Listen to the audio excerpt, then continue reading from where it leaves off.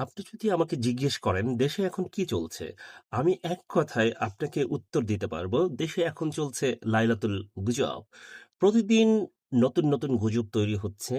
যে দেশের মানুষ সেই গুজব বিশ্বাস করছে, সেই গুজবকে বিশ্বাস করে অ্যা সেই গুজবের পোস্ট, ফটোকার্ড, নিউজ বা কোনো ভিডিও দেদারসে শেয়ার করছে।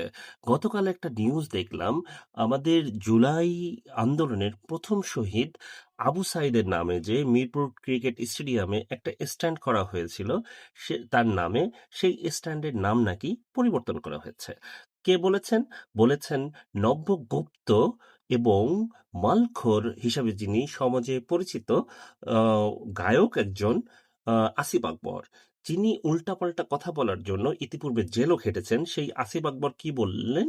বললেন যে আবু সাঈদের নামের যে স্ট্যান্ডটা করেছিলেন ইন্টারিয়াম গভর্নমেন্টের আমলের ক্রিকেট বোর্ড, সেই নামটা নাকি মুছে ফেলা হয়েছে। একটা নাম মুছতে হলে প্রথমত হলো বোর্ড সভা ডাকতে হয়, বা একটা নামকে যদি আপনি ইনক্লুডও করতে চান কোনো স্ট্যান্ডের নামে, সেটাও বোর্ড সবার মাধ্যমেই আসতে হবে। এখানে দ্বিতীয় কোনো পথ নেই। আম অ তো আমরা সরেজমিনে যেটা দেখেছি যে এখনো সেই নামটা স্ট্যান্ডের ওখানে রয়েছে। তো এই গুজবের বিরুদ্ধে আসলে রুখে দাঁড়াতে হবে। আপনি একটা মিথ্যে খবরকে আপনি প্রচার করবেন, প্রসার করবেন, শেয়ার করবেন।